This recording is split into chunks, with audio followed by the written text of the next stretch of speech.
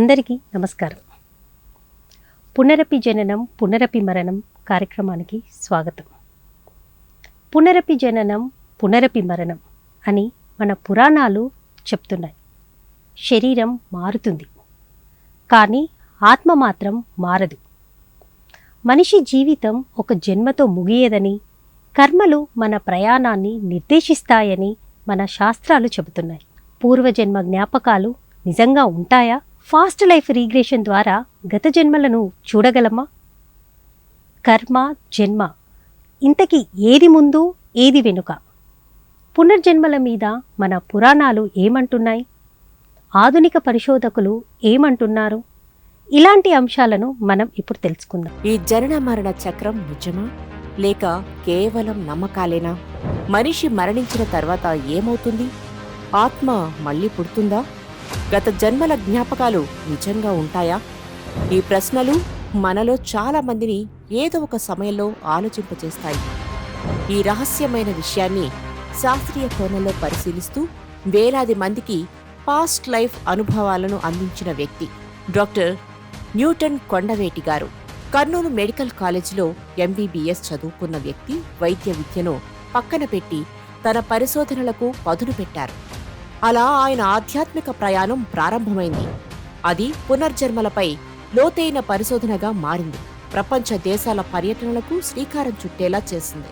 Past life regression therapy ద్వారా మనసులో దాగి ఉన్న గత జన్మ జ్ఞాపకాలను వెలికి తీసి ప్రస్తుతం ఎదుర్కొంటున్న సమస్యలకు పరిష్కార మార్గాలు చూపిస్తున్నారాయన. వేలాది కేసులు, అనేక ఆశ్చర్యకరమైన అనుభవాలు, మరణం తరువాత జీవితం మీద కొత్త దృక్కోణం, ఇవన్నీ ఆయన అనుభవాల సారం. తన సహధర్మచారిణి డాక్టర్ లక్ష్మీ న్యూటన్తో కలిసి ఆధ్యాత్మిక విద్యను వేలాది మందికి పంచేందుకు ఏకంగా క్వాంటమ్ లైఫ్ యూనివర్సిటీని స్థాపించారు. వికారాబాద్ సమీపంలో దాదాపు 150 ఎకరాల విస్తీర్ణంలో ఈ యూనివర్సిటీని స్థాపించి ఆధ్యాత్మిక విద్యను బోధిస్తున్నారు. అలాంటి ప్రపంచ ప్రఖ్యాత ఆధ్యాత్మిక పరిశోధకులు డాక్టర్ న్యూటన్ కొండవీటి గారితో ఆధ్యాత్మిక సంభాషణను ప్రారంభిద్దాం. అంటే మనం ఇప్పుడు వచ్చామండి భూమి మీదకి. ఇప్పుడు మీరు తక్షశిల యూనివర్సిటీలో మీరు చెప్పారు మీ అనుభవం చెప్పి. అవును. ఇంకా మీ జన్మలో ఏమైనా చూసుకున్నారా? అవి కాకుండా ఎన్నో జన్మలు చూసుకున్నా. ఇప్పుడు మేము వెళ్ళిన కొన్ని దేశాల్లో కొంత ప్లేసెస్లో నాకు ఆ కనెక్షన్ అనేది వెంటనే తెలుస్తుంటుంది మనకి. ఓకే.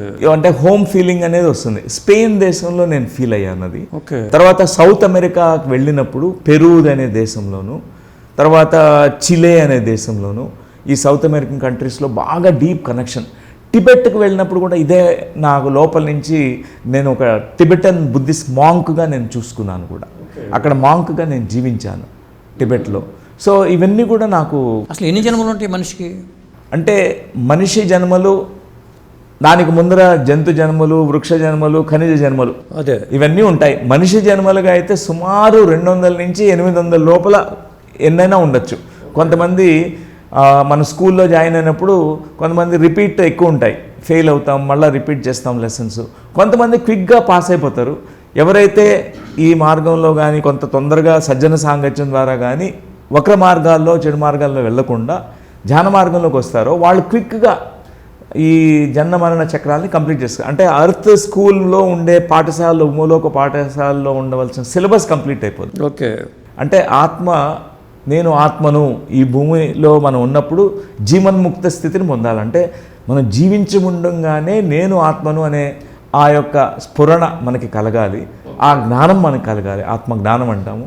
అంటే ఒక సిలబస్ అనేది ఉంటుంది ఖచ్చితంగా. ఇప్పుడు గత జన్మల్లో మనం కలిసి ఉంటేనే ఇలా కూర్చుని ఉంటామా? ఉండొచ్చు, డెఫినెట్లీ ఉండొచ్చు. ఎందుకంటే మిత్రులందరూ కూడా మళ్ళీ కలుస్తారు అంటారు. ఓకే. ఎన్నో జన్మల మిత్రత్వం ఉంటుంది. అందుకే మళ్ళీ తిరిగి కలిసినప్పుడు ఆ ఆత్మీయ భావం కలుగుతుంది కొంతమంది పట్ల. ఓకే. కొంతమంది విరోధ భావం ఉంటుంది. వాళ్ళు ఫస్ట్ టైమే కలుస్తారు, కానీ వాళ్ళ పట్ల ఒక వైబ్రేషన్ మ్యాచ్ కాదు. వాళ్ళు ఎందుకో ఒక విధమైనటువంటి వైరం ఉంటుంది. ఓకే. సో అది కూడా గత జన్మకు సంబంధించిందే. ఇలా కూర్చున్నాము అంటే డెఫినెట్లీ ఏదో కనెక్షన్స్ ఉంటాయన్నమాట. కొన్ని ఎన్నో లైఫ్ టైమ్స్ కదండి, మనకి తెలియనివి ఎన్నో ఉన్నాయి. మీ జన్మలో ఈ భూత వైద్యులు ఇలాంటి ప్రయోగాలు చేసేవాళ్ళు తారసపడలేదా? అంత తారసపడలేదు. ఎందుకంటే వాళ్ళని కొంతమందిని చదువుతున్నాను, వింటున్నాను, కానీ పెద్ద వాళ్ళతో ఇంటరాక్షన్ కానీ ఇలా కాలేదు. కానీ మన ఆధ్యాత్మికంగా యోగుల్ని కలిశాను నేను.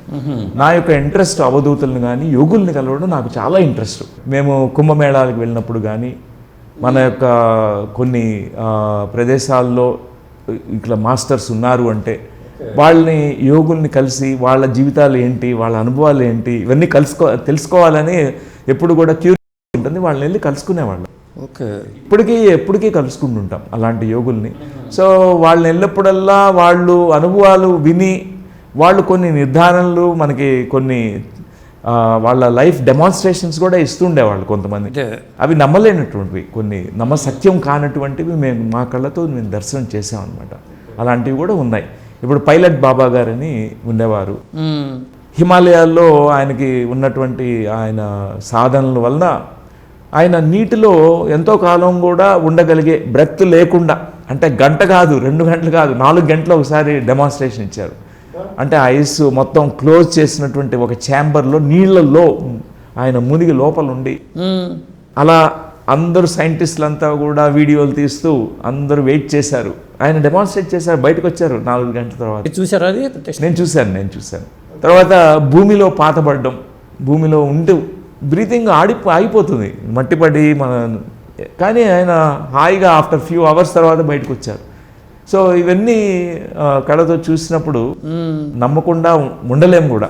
ఇవన్నీ కూడా ఒక ఇలాంటి యోగా జ్ఞానము, ఇలాంటి అనుభవాలు ఉన్నటువంటి యోగులు ఎంతోమంది ఉన్నారు భారతదేశంలో. ఓకే. అంటే అతీంద్రియ శక్తులు అనేవి అన్నీ ఉన్నాయి. ఆ హిమాలయ పర్వతాల్లో వాళ్ళు అలా జీవనం చేస్తున్నారంటే ఎంతోమంది తెలియని యోగులు. అక్కడంతా మొత్తం గుహల్లో అంతా ఉండేది వాళ్ళే. ఓకే. మనం చూసే కళ్ళు ఉండాలి కానీ తెలుసుకోవాలనే మనకి ఆ యొక్క తృష్ణ ఉండాలి కానీ సంకల్పం ఉండాలి కానీ వాళ్ళని కలుస్తాం. అక్కడ వెళ్తే ఖచ్చితంగా కలవగలం.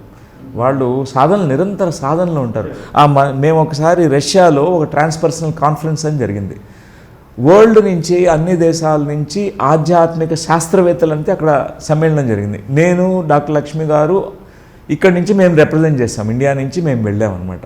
మేము పాస్ట్ లైఫ్ రిగ్రెషన్, మన భారతదేశంలో పునర్జన్మ సిద్ధాంతం, దీని గురించి మన భగవద్గీత ఈ జ్ఞానం గురించి చెప్పడానికి అక్కడికి వెళ్ళాం. ఆ రోజు రష్యాలో మాస్కోలో ఒక 50 మంది దాకా ఉన్నారు. కొంతమంది తుమో యోగా అని ప్రాక్టీస్ చేస్తారు. ఓకే. అంటే వాళ్ళు ఒక డెమాన్స్ట్రేషన్ ఇచ్చారు, మేము చూసాం మా కళ్ళతో. ఆ డెమాన్స్ట్రేషన్ అంటే మణిపూరక చక్రం ద్వారా మనలో జఠరాగ్ని ఉందని తెలుసు మనకి. మణిపూరక చక్రంలో ఆయన యాక్టివేషన్ చేసి బ్రీదింగ్ మెథడ్ ద్వారా ఉష్ణోగ్రతని ఎంత పెంచారంటే ఆయన పొట్ట మీద తడిగుడ్డని అట్లా పరిచినప్పుడు ఆ తడిగుడ్డ వెంటనే ఆరిపోయింది. ఓకే. ఆవిరైపోయింది మొత్తం అంతా, నీరంతా. అది స్టన్నింగ్ అనమాట. వాళ్ళు ఆ మాస్కోలో -డిగ్రీస్లో కూడా ఉంది, -20, -25కి వెళ్తుంది టెంపరేచర్స్. అంత లో టెంపరేచర్ కూడా వాళ్ళకి దుస్తులు నార్మల్ కాటన్ క్లోత్స్ వేసుకుంటారు, బులన్ క్లోత్స్ ఏం వేసుకోకుండా బాగా తిరుగుతుంటారు. వాళ్ళు చెప్పడం జరిగింది, మేము కొలెస్ట్రాల్, వాళ్ళలో ఉండే కొలెస్ట్రాల్ కరిగించేసుకుంటారంట. అంటే ఈ యోగా ప్రాక్టీస్ వలన, ఈ తుమో బ్రీదింగ్ మెథడ్ ద్వారా, ఇలాంటి శ్వాస టెక్నిక్ ద్వారా, ఇలాంటి ఎక్కడ నేర్చుకున్నారంటే హిమాలయాలు అని చెప్తున్నారు వాళ్ళు. ఓకే. అంటే మన భారతదేశంలో ఉండి కూడా మనకి ఇది మాకు తెలియలేదే అనే మేము కొంచెం సిగ్గుపడ్డాం. ఎందుకంటే ఇక్కడ ఎందుకు వాళ్ళు ఎక్కడి నుంచో వచ్చి హిమాలయ యోగుల్ని కలిసి నేర్చుకున్నారు. అంటే దేవుడు ఉన్నాడని నమ్ముతున్నాం కాబట్టి మనం తప్పు చేస్తే దేవుడు శిక్షిస్తాడని భయం కూడా ఉంటుంది కదా మనకి. అంతే ఖచ్చితంగా ఉంటుంది. అంటే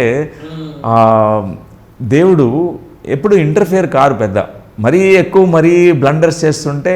అంటే భగవాన్ విష్ణుమూర్తి ఎన్నో అవతారాలు ఎత్తి దుష్ట శిక్షణ శిష్ట రక్షణ ఇది చేస్తారని మనం విన్నాం పురాణ గాథలో. అది సత్యమే. ఎందుకంటే ఎన్నో అవతారాల్లో వచ్చి అవతారాల్లో ఎన్నో ఆయన చేశారు.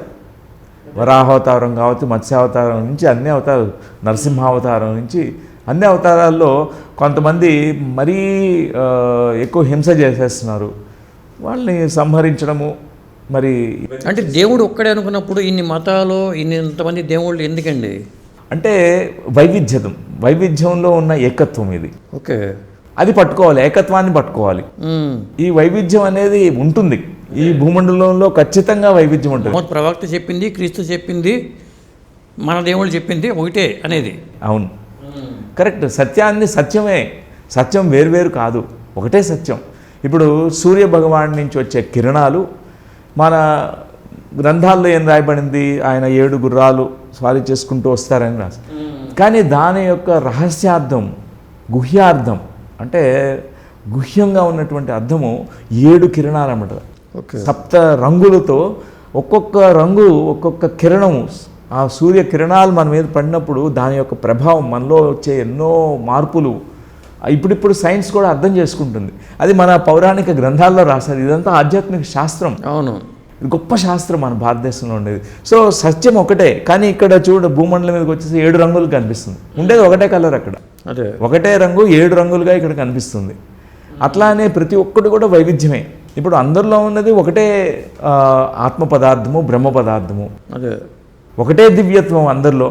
మన రంగు వేరు, రూపు వేరు, నామం వేరు, దేశం వేరు, అన్నీ ఉన్నాయి కాబట్టి ఒకటే సూత్రం, అందరూ ఒకటే ఏకత్వమే. మనిషి జన్మలే కొన్ని వందలు ఉంటాయని డాక్టర్ న్యూటన్ గారు అంటున్నారు.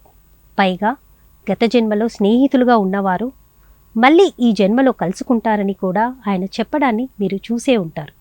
కాబట్టి ఈ జన్మలో మనకు బాగా దగ్గరైన వారు మనకు గత జన్మలో మిత్రులై ఉండే అవకాశం ఉంటుంది సుమా. న్యూటన్ గారి ఇంటర్వ్యూలో మరికొంత భాగాన్ని మరో వీడియోలో తెలుసుకుందాం. నమస్కారం.